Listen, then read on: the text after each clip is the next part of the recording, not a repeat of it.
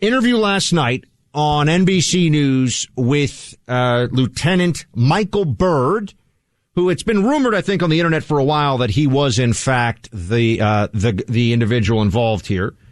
But he is the Capitol Hill police officer who shot Ashley Babbitt in the neck. Now, Clay and I, I've had some background in law enforcement and baseline tactical training. Clay obviously is a lawyer.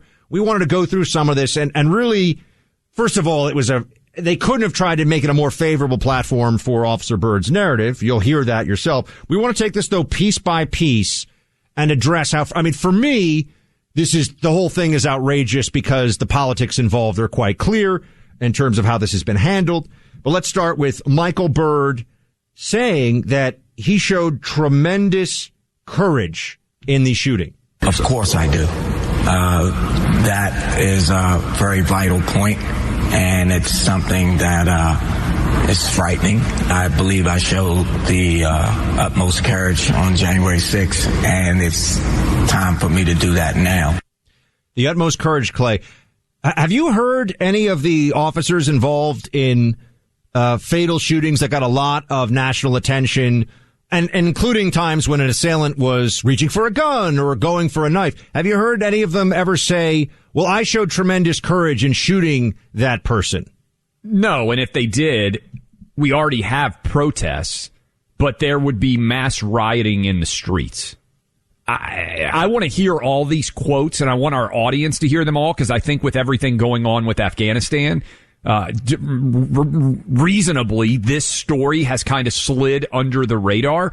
But I want to keep playing these quotes, and I just want you, as you listen to these quotes, just think what the reaction would be from Black Lives Matter if a white police officer who shot an unarmed protester had said all of these things, what the reaction would be compared to the comparative crickets in response to this. Let's just keep playing these clips because, again, I think a large part of our audience has not heard all of these quotes. And certainly, as you said, Buck, this gentleman had not even been named prior to this interview that he just decided to do. Here he is discussing that he believed Ashley Babbitt was posing an imminent threat. Remember, this is an unarmed woman still on the other side of the door, trying to break in and open a door. He has the gun drawn for he's plenty of time. He can see exactly what's going on. It's on video. We have video of this encounter. Here is what he says. I had been yelling and screaming as loud as I was, please stop, get back, stop. We had our weapons drawn. We see your arm out there for a considerable amount of time. Were you wavering? I was taking a tactical stance. You're ultimately hoping that your commands will be complied with, and unfortunately they were not. What did you think this individual was doing at that moment? She was posing a threat to United States House of Representatives. All right, Lawyer Clay. She's posing a threat. How was she posing more of a threat than we can see in the video? There are people all pressed against the door. So under this use of force justification that's very specific, it seems, to this circumstance. And by the way, I've been all morning, I've been checking in with law enforcement friends of mine who are back the blue guys. And they're the one, they say you hit a Capitol Hill police officer in the head with a rock or something, you got to serve time. They back law enforcement. They say this is something else. Clay, if that's the use of force justification, could this officer have unloaded his whole clip and shot 8 people up against that door? They were all posing a threat. In theory, yes. In theory, that's the point, Buck, right? And again, I don't like when we put ourselves in a position where we have to microanalyze every single police officer in the moment. But I do think that we need to apply consistent standards that are equal to all police officers. And we've said this for a long time. Look, I am a steadfast believer that we need more police officers. Defund the police, the dumbest argument that's made in the 21st century in American political life. But every police officer is not perfect. And certainly, I can't even remember, Buck, hardly ever a police officer come out and basically call himself a hero for shooting an unarmed woman. Or man, for that matter. I can't remember it ever happening before. And I'm thinking to myself, what would the response have been in the media if that had ever happened? I think we have one more clip of this gentleman who fired the shot that killed Ashley Babbitt that we should play, where he says basically, Buck, if I'm not mistaken, that he saved countless lives based on his choice.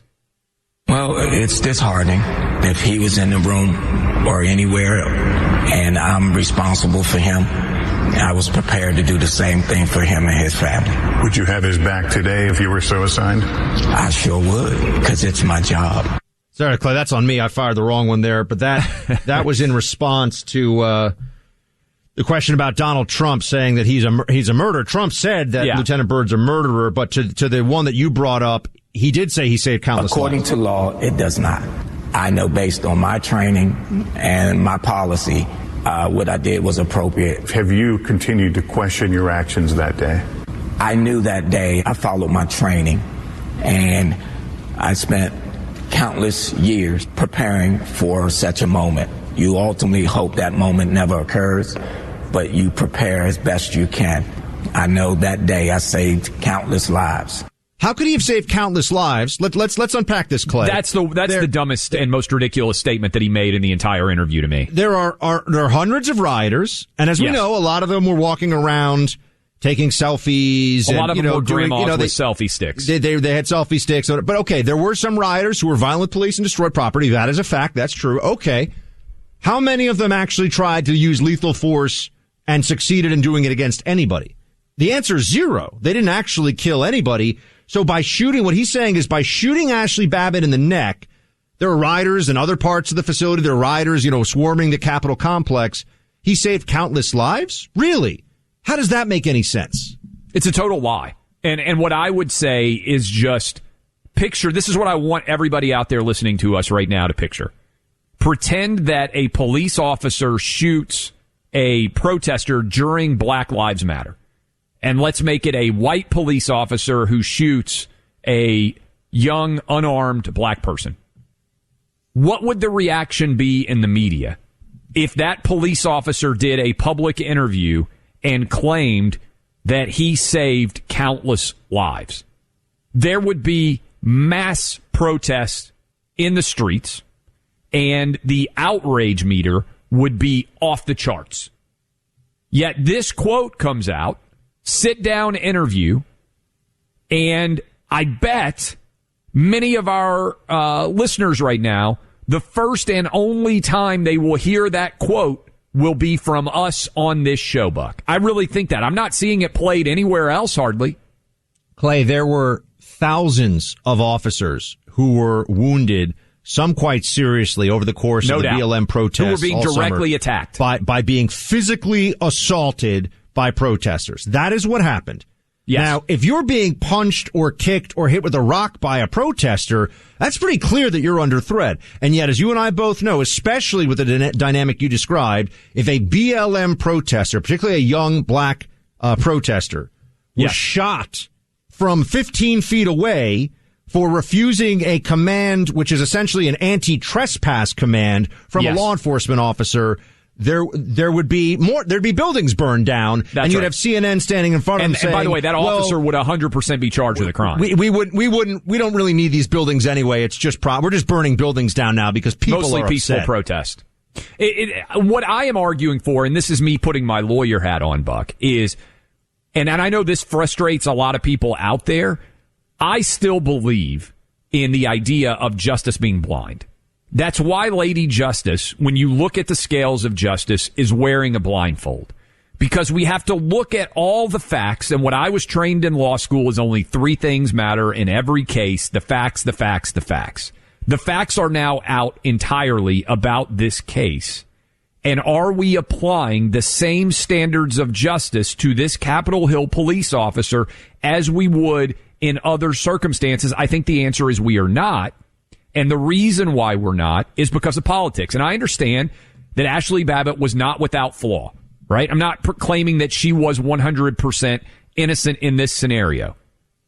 But I understand why her family has filed this $10 million wrongful death lawsuit and why they're looking around and saying, wait a minute, if you change the politics in this scenario, our son or daughter protesting for Black Lives Matter would be a martyr, and there would be significant charges probably brought against this police officer. But in this situation, that's not occurring, and I think these are all legitimate and serious and real questions which people in our position should be discussing in an honest fashion with their audience. And I bet, Buck, we are one of the only shows out there that will actually do this anywhere today.